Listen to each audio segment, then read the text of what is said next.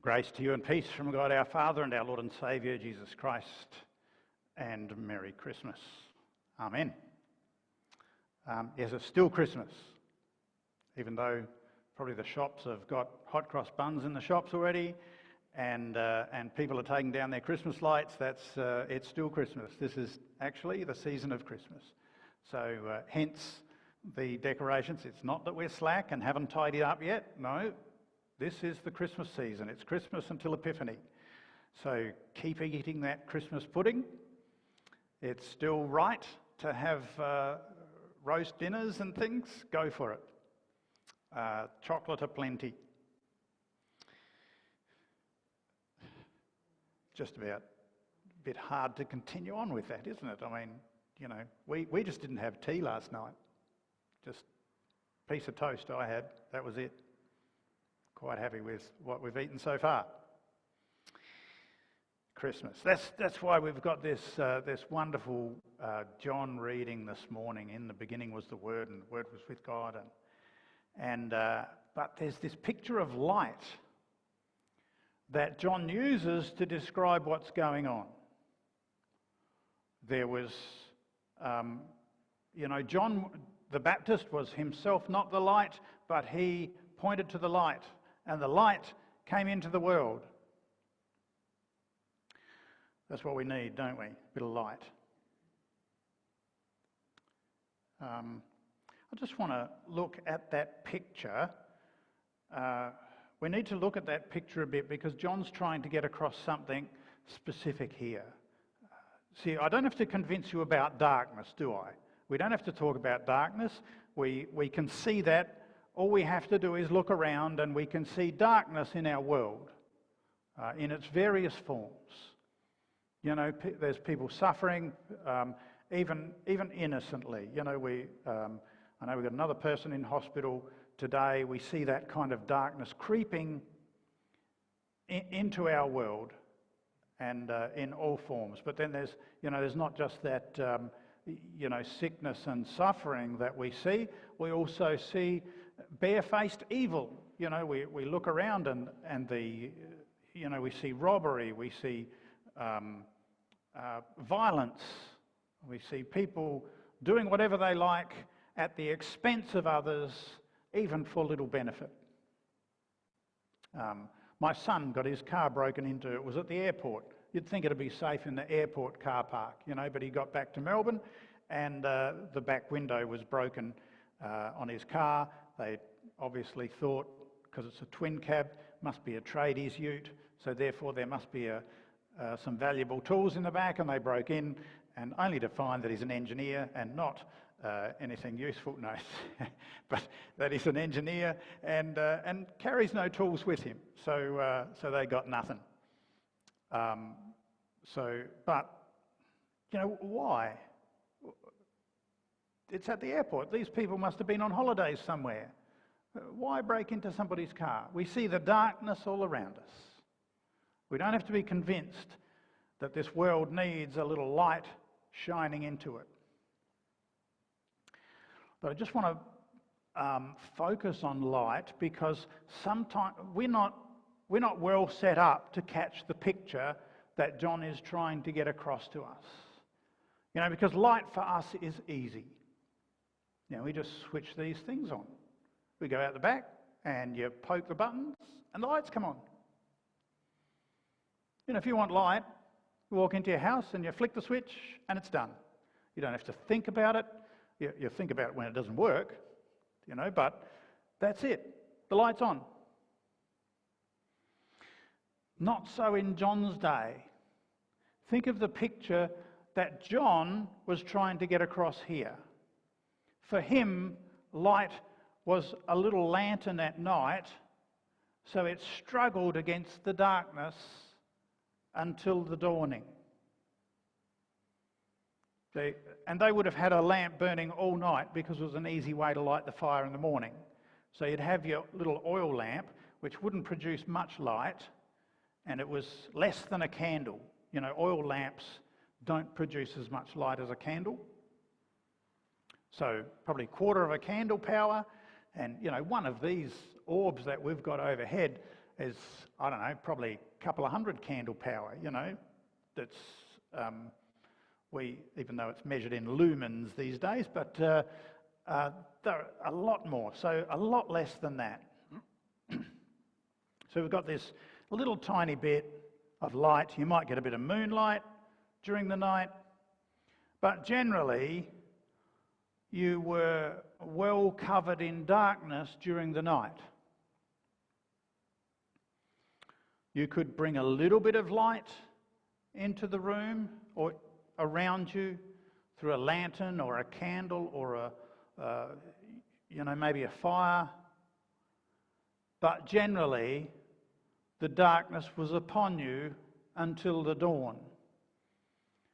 And then something very dramatic happened during those first light hours, when the light came into the world.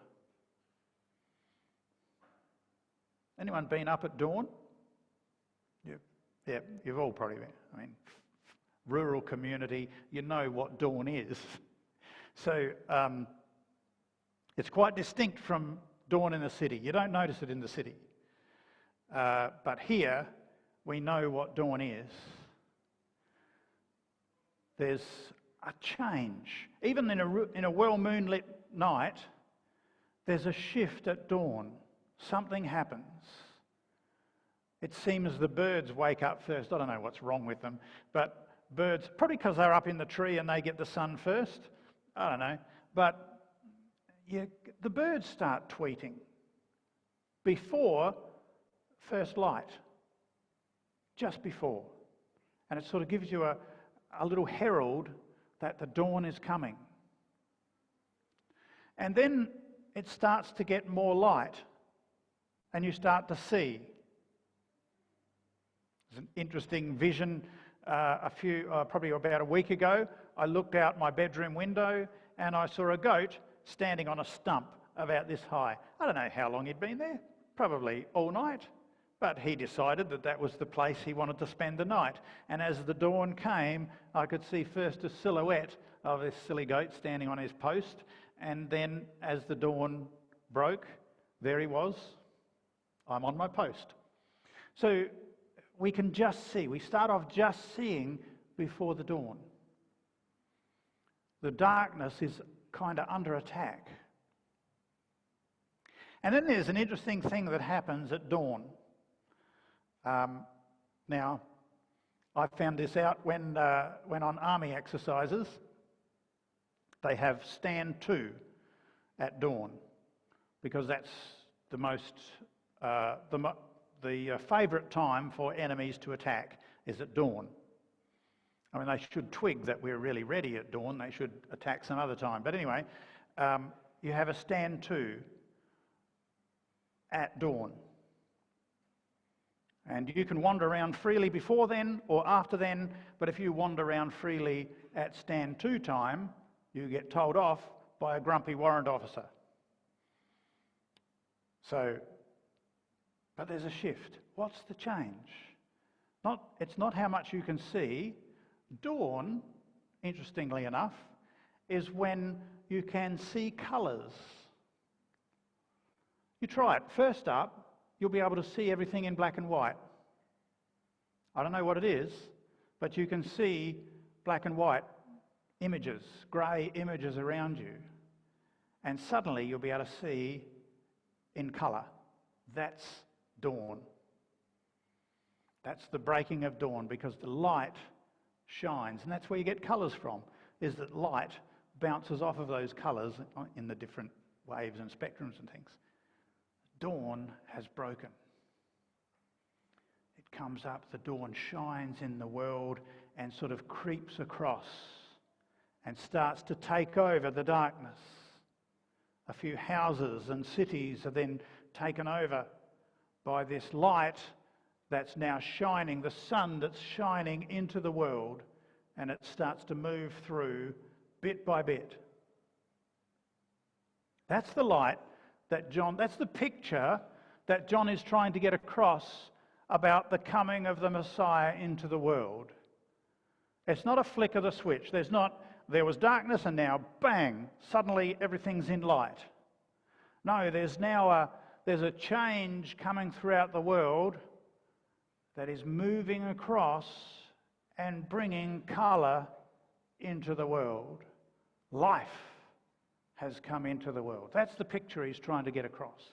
And so when we read it, when we think about Christmas, when we think about the coming of Jesus into the world in those terms, we start to see what it's about. Light coming into the world and overtaking the darkness. It's like a dramatic declaration of a new day. And isn't that what we need? We need a declaration of a new day into the world. Well, let's bring it home. We need a new day in the Lockyer Valley. We need a fresh start, a new day. We need the flooding of light into our community here in Gatton. How do we do that? Oh yes, it's our calling to do it. There's nowhere in the Bible that says that where God says he's going to do it without us. He says he'll do it, but he invites us into that experience, into bringing the light into the world. And so this is the scary bit of the sermon.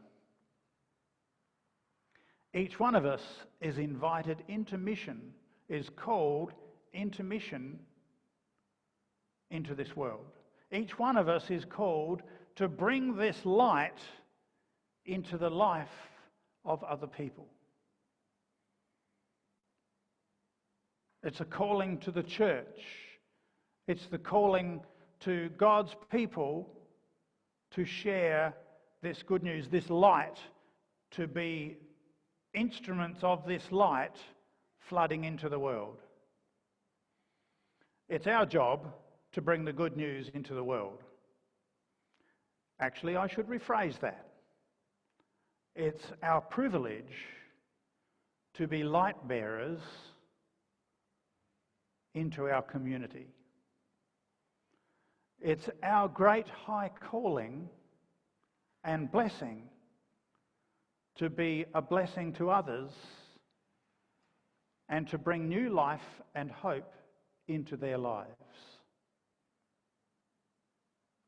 You see, our faith is not just hearing about our own salvation and being happy and joyous and celebrating our own salvation until we experience in all its fullness in heaven. That's not Christianity. Christianity, the Christian faith, is being brought into the family of God, sharing this good news throughout the world. That's part of the gospel. See, what celebration is it? What sort of celebration is it if I celebrate my own salvation while that guy down the road is going to hell? How can I celebrate? What sort of celebration is it if we sing songs of praise here on a Sunday morning and then Monday we see down the street or at work those people who know nothing of Christ or know a bit about him, just enough to know who they're rejecting? That's no celebration. I can't see anything happy or joyous about that at all. Don't know about you, but to me that troubles me. And so we all have a part to play. And I want to declare 2022 as the year Gatton hears about Christ. Oh yeah, they've heard bits about him, people know about him, but okay, where are they? Let's declare this, and we can do this. We can do that. We can declare this a new time because God has given us a new time. The new day dawned as Christ came into the world, and so it's our new day. We can declare it again. Let's declare a new year, the year of God's favour upon the Lockyer. Do you want to do that? Why not? Because that's what we can do. And when we do that, it switches our own minds and our own hearts and says, this is the time I'm going to do something. Okay. This kind of call to mission always brings a nervous response. You know, I can feel you either saying, oh, this all sounds a bit hard, or switching off. There's a number of people at this point will switch off and want to think about, that's called denial. You know, shock always brings that kind of thing. We want to go into denial. Other people will rationalise, and they'll say things like, but preaching the gospel is the pastor's job. We love that phrase, because then it's not my job, it's the pastor's job. That's actually not true. It's not biblical. Yes, it's the pastor's job to preach on the Sunday morning, but that's supposed to be equipping the saints for the work of ministry. That's not supposed to be the end of the gospel preaching for the week. That's a relatively recent delusion of the Christian church that's come in. So it's not just the pastor's job to preach the good news, it's actually the church's job. This is the Great Commission was given to the church, you know, to all of the people there, not just to a few disciples. So let's dispel with that one. And if you want to argue that with me, please do, because we need to overcome that. It's crept into our church and it's kind of stayed there.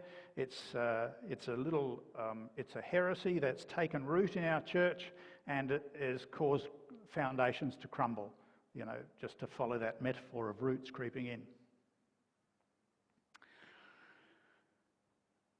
Probably more common is, but I can't share my faith because I just don't know how. Okay, that's a good one. Let's deal with that. My job is to teach you how. Well, I'm going to work very hard at teaching you how to share your faith.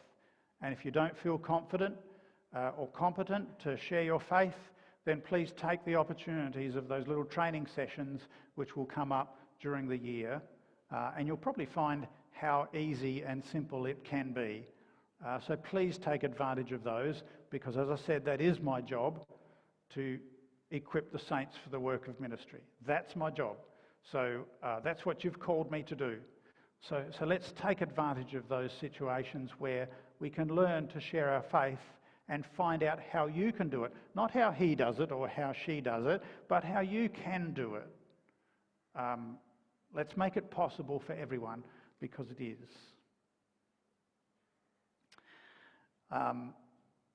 Another one, you may feel that you're too old, maybe too old and decrepit to be able to do anything anymore. You know, Pastor, you should have talked to me 20 years ago. I might have been able to do something. Well, here, look, I want to call the decrepit here this morning because you have an important task. If that's how you see yourself, if you see yourself as too old, too decrepit to do anything, then here is your calling. Anyone can pray, right? That's what I want you to do, because this stands or falls on prayer. The mission of the church stands or falls on our prayer capacity. Do you realise that? That's the powerhouse. Often we think the other way, oh, it's the young and active that have the power and the energy and everything. No, the young and active are completely useless unless they have a foundation of prayer, because this is a spiritual ministry. It's not a physical one. So if all you can do is pray, then please do. We need you. You are the foundation, the rock on which the ministry of the church is built. Yes, the rock is Christ, but the rock of ministry, the rock of our activity, the foundation of our work is prayer. So please do. Work on that. Grow in prayer.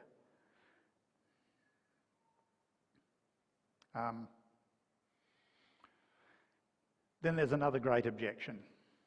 We've tried this before and failed. We've tried before and failed. That's a devastating thing for a church, isn't it? To see failure before your very eyes. Let's not let failure be the last word.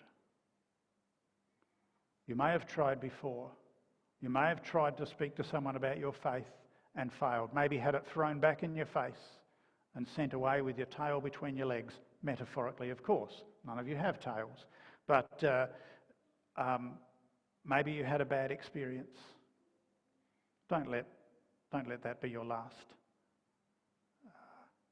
I heard a great saying once: anything worth doing is worth doing, and we think, well, but anything worth doing is worth doing poorly at first. Anything worth doing is worth doing poorly at first. Think about eating. You didn't start off eating perfectly, did you? Most of it went in your ear or over your mum. But you continued until you got good at it. Worthwhile stuff is worth persevering with. Let's not give up just because we've failed. Rather, let's try all the more because we failed. I want to finish with a bit of a song. It's an unusual way to finish a sermon, isn't it?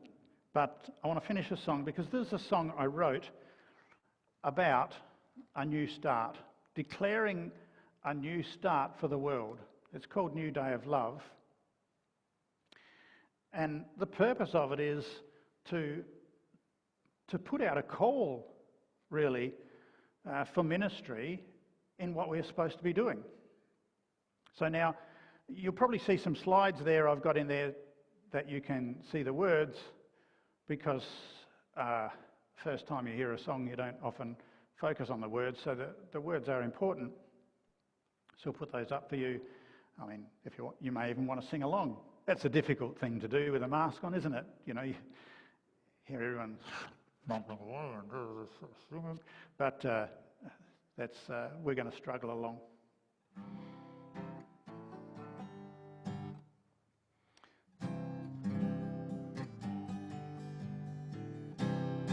There we go, now it's coming through. A new day dawning, a new time coming, new start for our town. A time for forgiveness, for love to rise up, the walls come tumbling down. The walls come tumbling down.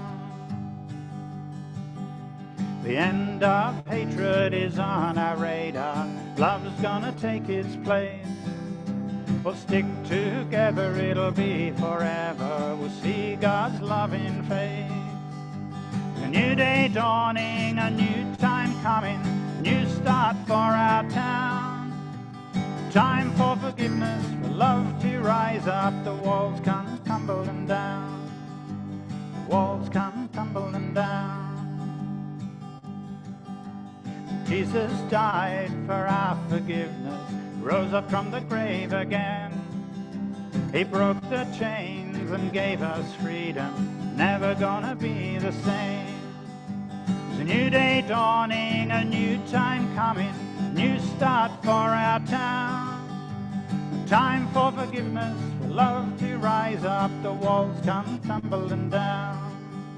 The walls come tumbling down. We are God's children, all one body. We are God's holy priest. We'll grow in love and in His Spirit and join in with the feast. With a new day dawning, a new time coming, new start for our town. Time for forgiveness, for love to rise up, the walls come tumbling down. The walls come tumbling down. God is calling all His children to rise up and take their place. The voice of wisdom proudly leading the way to the Father's face. With a A new day dawning, a new time coming, new start for our town. Time for forgiveness, for love to rise up. The walls come tumbling down. The walls come tumbling down. The walls come tumbling down. The walls come tumbling down.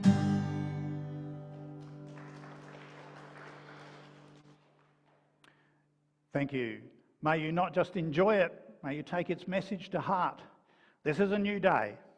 Let's declare this a new day. It's a new year, a new day. We're going to bring this mission, we're going to bring light into our community.